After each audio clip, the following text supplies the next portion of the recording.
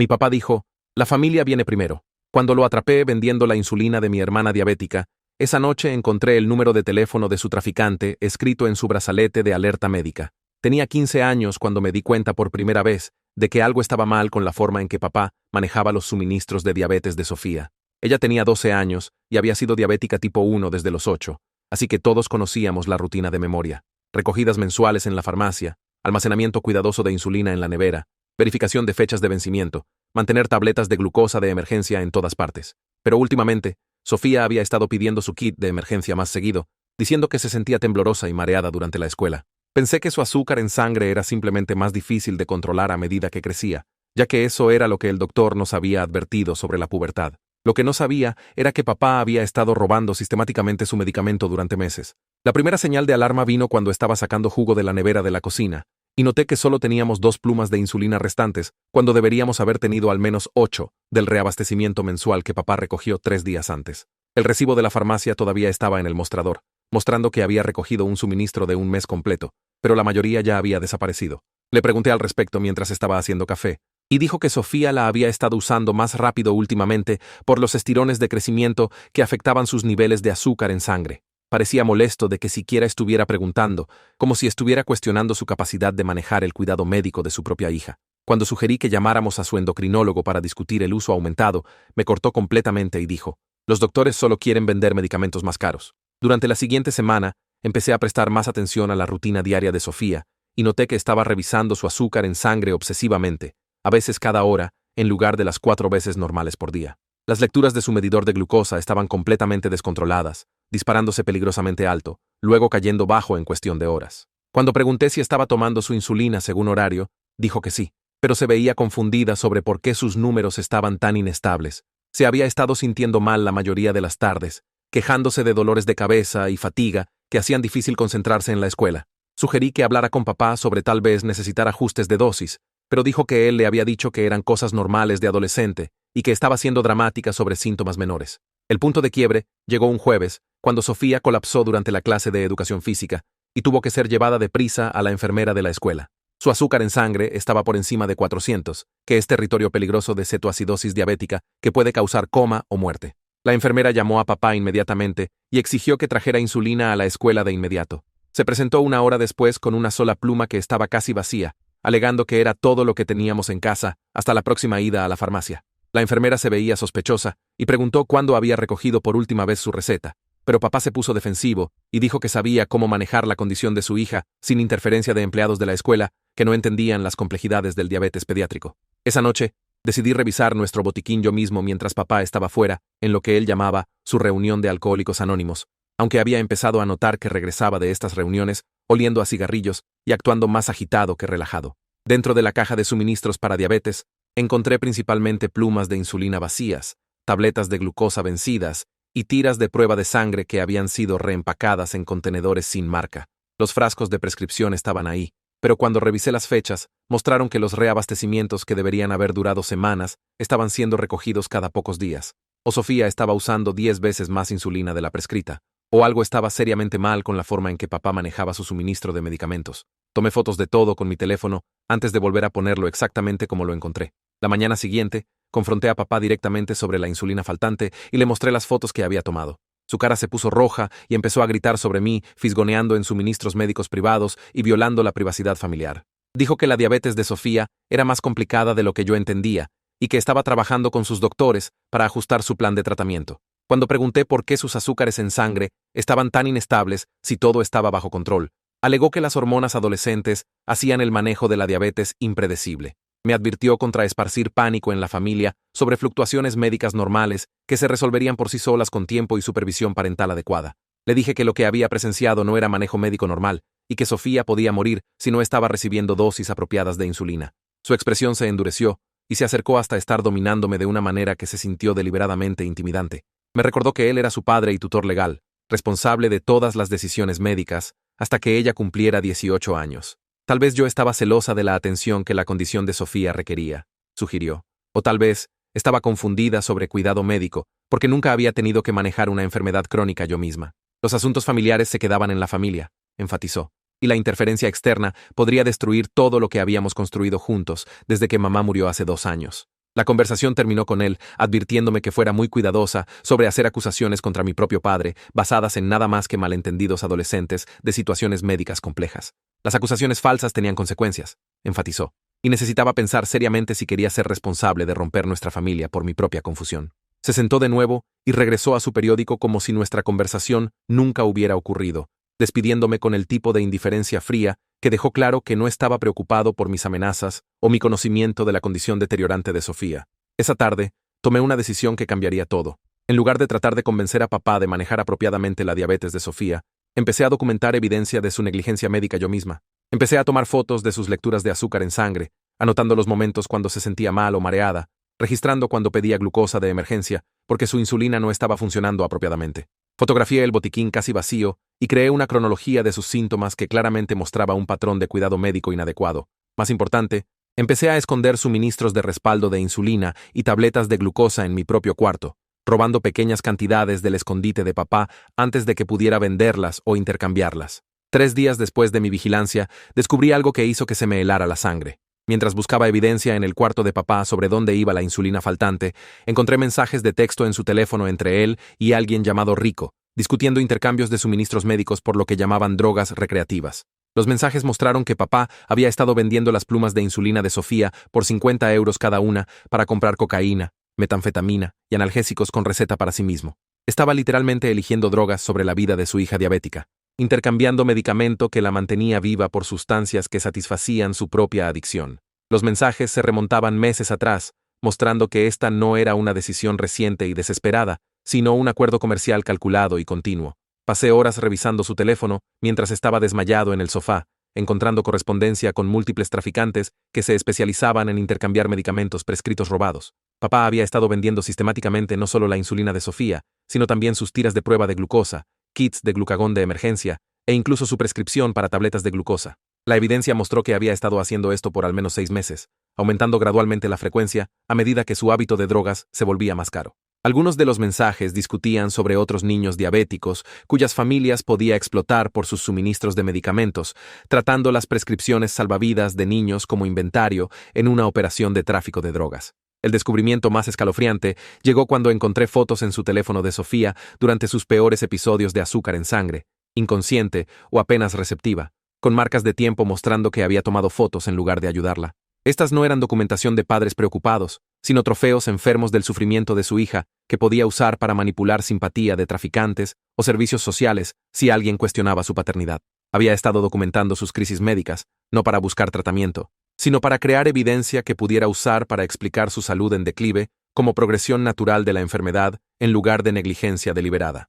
Una cadena de mensajes particularmente perturbadora mostró a papá presumiendo a Rico sobre qué tan fácil era manipular el horario de medicamentos de un niño diabético para crear emergencias artificiales que justificaran visitas frecuentes a la farmacia. Describió diluir su insulina con solución salina para hacerla durar más mientras aún parecía darle dosis apropiadas, una práctica que podría haberla matado durante un episodio hipoglucémico severo. Otra conversación detalló cómo había estado aplastando sus tabletas de glucosa y cortándolas with bicarbonato de sodio para estirar el suministro, esencialmente dándole placebos durante emergencias de azúcar en sangre bajo cuando desesperadamente necesitaba medicamento real. Armado con esta información, sabía que tenía que actuar inmediatamente para salvar la vida de Sofía, pero primero necesitaba asegurarme de que ella entendiera lo que le estaba pasando y por qué su diabetes se había vuelto tan inmanejable. Esa noche, la senté en mi cuarto y le expliqué que papá había estado vendiendo su insulina en lugar de dársela, que era por eso que sus números de azúcar en sangre estaban tan caóticos. Inicialmente no me creyó, insistiendo que papá nunca la lastimaría intencionalmente. Pero cuando le mostré los mensajes de texto y fotos de su teléfono, se quebró llorando y admitió que había sospechado que algo estaba mal, pero tenía demasiado miedo de decir algo porque papá se enojaba cuando ella cuestionaba sus decisiones médicas. Sofía me contó cosas que no sabía sobre el comportamiento de papá cuando yo no estaba cerca. La había estado forzando a saltar dosis de insulina algunos días, alegando que se estaba volviendo demasiado dependiente de medicamentos y necesitaba construir tolerancia natural. La hacía ejercitar intensivamente sin monitoreo apropiado de azúcar en sangre, diciendo que la actividad física era mejor que las drogas para controlar la diabetes. Cuando se quejaba de sentirse mal, la acusaba de ser débil y dramática, amenazando con decirles a sus maestros y amigos que estaba usando su condición médica para llamar la atención. Incluso había escondido su medidor de glucosa por días seguidos, alegando que estaba obsesionada con números en lugar de aprender a escuchar las señales naturales de su cuerpo. La manipulación iba más profundo que solo robo de medicamentos. Papá había estado aislando a Sofía de su equipo médico, cancelando citas y mintiendo sobre las razones, diciéndole a la oficina de su endocrinólogo que estaba bien y no necesitaba monitoreo frecuente. Había interceptado llamadas de sus doctores y enfermera de la escuela, pretendiendo ser receptivo a sus preocupaciones mientras regañaba privadamente a Sofía por causar problemas que podrían exponer su actividad criminal. La convenció de que los profesionales médicos estaban tratando de sobremediarla por ganancia y que él la estaba protegiendo de intervenciones innecesarias que la harían más enferma a largo plazo. El abuso psicológico era tan dañino como la negligencia médica. Papá había entrenado a Sofía para creer que sus síntomas eran fallas de carácter en lugar de condiciones médicas tratables, haciéndola avergonzarse de necesitar insulina y monitoreo de glucosa para sobrevivir. Le dijo que las personas fuertes no dependen de medicamentos, y que ella estaba eligiendo estar enferma porque era más fácil que tomar responsabilidad por su propia salud. Cuando tenía episodios hipoglucémicos severos que la dejaban confundida y temblando, se burlaba de ella por ser dramática y exigía que realizara actividades normales para probar que no estaba realmente tan enferma. Mientras escuchaba a Sofía describir meses de este abuso sistemático, me di cuenta de que papá no solo había estado robando su medicamento por dinero de drogas, había estado deliberadamente torturándola con negligencia médica mientras la convencía de que era para su propio bien. La crueldad era tan calculada y sostenida que iba mucho más allá de la desesperación impulsada por la adicción hacia algo que se veía más como placer sádico al ver sufrir a su propia hija. Cada vez que había tratado de abogar por sus necesidades médicas, la había castigado con vergüenza, aislamiento y negligencia escalada, que la hacía temer hablar sobre síntomas que amenazaban la vida. La mañana siguiente, en lugar de ir a la escuela, caminé directamente a la estación de policía, con impresiones de cada mensaje, foto y documento que había encontrado en el teléfono de papá. Mis manos temblaron mientras me acerqué al mostrador frontal y pedí hablar con alguien sobre peligro infantil y negligencia médica. El oficial que me entrevistó era una mujer de mediana edad llamada Detective Rivera, quien escuchó mi historia con alarma creciente, examinando cada pieza de evidencia mientras tomaba notas detalladas sobre la operación de drogas de papá y abuso sistemático de la condición médica de Sofía. Su expresión se volvió más oscura con cada documento que le mostré, especialmente las fotos de Sofía inconsciente durante crisis médicas que papá había fotografiado en lugar de tratar. Detective Rivera explicó que lo que documenté constituía múltiples delitos graves, incluyendo peligro infantil, fraude de prescripciones, tráfico de drogas y potencialmente intento de asesinato, dependiendo de qué tan severos se habían vuelto los episodios médicos de Sofía. Dijo que la evidencia era una de las documentaciones más completas de abuso médico que había visto de un menor, y que mi enfoque sistemático para reunir pruebas sería crucial para el procesamiento. Me agradeció por presentarme y me aseguró que tanto Sofía como yo estaríamos protegidas durante la investigación, que probablemente involucraría remoción de emergencia de nuestro hogar y colocación con parientes mientras se presentaran cargos. La investigación se movió rápidamente una vez que la aplicación de la ley se involucró. Detective Rivera obtuvo órdenes de allanamiento de emergencia para nuestra casa, registros telefónicos de papá y coordinación con oficiales de narcóticos que habían estado rastreando tráfico de drogas prescritas en nuestra área. Explicó que la operación de papá era más grande que solo robar de su propia hija, basándose en las comunicaciones de traficantes que había descubierto, y que múltiples familias con niños crónicamente enfermos probablemente estaban siendo explotadas por su red de tráfico. El caso tenía implicaciones federales potenciales, porque el fraude de prescripciones a través de líneas estatales caía bajo la jurisdicción de la DEA, significando que papá podía enfrentar décadas en prisión en lugar de solo cargos locales. 2 días después, oficiales de civil llegaron a nuestra casa durante el desayuno y arrestaron a papá mientras Sofía y yo observamos desde la mesa de la cocina. La vista de él siendo esposado envió a Sofía a un ataque de pánico que elevó su azúcar en sangre a niveles peligrosos, requiriendo atención médica inmediata que finalmente vino de personas que realmente querían ayudarla. Detective Rivera se quedó con nosotras mientras los paramédicos revisaron la condición de Sofía y nos aseguró que nunca tendríamos que preocuparnos de que papá controlara su cuidado médico nuevamente. Explicó que seríamos colocadas con miembros de la familia que podían proporcionar manejo médico apropiado mientras el caso legal procedía. El allanamiento de nuestra casa reveló todo el escondite de drogas de papá, oculto detrás de una pared falsa en el sótano, junto con plumas de insulina robadas de al menos 6 familias diferentes, cuyos niños diabéticos había estado explotando a través de varios esquemas. Había convencido a otros padres de venderle los suministros extra de sus hijos durante emergencias financieras. Luego revendió todo a traficantes por 3 veces la ganancia. La evidencia mostró que había estado ejecutando una operación sofisticada que puso a docenas de niños diabéticos en riesgo, creando escaseces artificiales de medicamentos salvavidas en nuestra comunidad. La policía encontró listas detalladas de clientes, gráficos de precios y planes de expansión que trataban suministros médicos pediátricos como cualquier otra mercancía criminal. Uno de los descubrimientos más perturbadores fue el cuaderno de reclutamiento de papá, donde había documentado familias vulnerables con niños diabéticos que podía potencialmente explotar. Había asistido a grupos de apoyo para diabetes y foros en línea no para ayudar a Sofía, sino para identificar otros padres desesperados que podrían ser convencidos de vender los medicamentos de sus hijos durante crisis financieras. Sus notas incluían detalles sobre la situación financiera de cada familia, el régimen de medicamentos de su hijo y perfiles psicológicos de qué padres podrían ser susceptibles a sus tácticas de manipulación. Había esencialmente convertido redes de apoyo médico pediátrico en terrenos de caza para encontrar nuevas víctimas. Dentro de 48 horas, Sofía y yo fuimos colocadas con nuestra tía Carol, quien era una enfermera registrada, e inmediatamente tomó control del manejo apropiado del cuidado de diabetes de Sofía. Por primera vez en meses, Sofía tuvo dosis consistentes de insulina, horarios regulares de comida y monitoreo apropiado de azúcar en sangre que trajeron sus números de vuelta a rangos saludables. El alivio en su cara cuando se dio cuenta de que podía confiar en su medicamento nuevamente fue desgarrador, sabiendo que había estado sufriendo por tanto tiempo mientras papá priorizó su adicción sobre su supervivencia. Tía Carol tuvo que reiniciar completamente el plan de tratamiento de Sofía, porque la alteración de medicamentos de papá había hecho imposible determinar sus necesidades reales de insulina.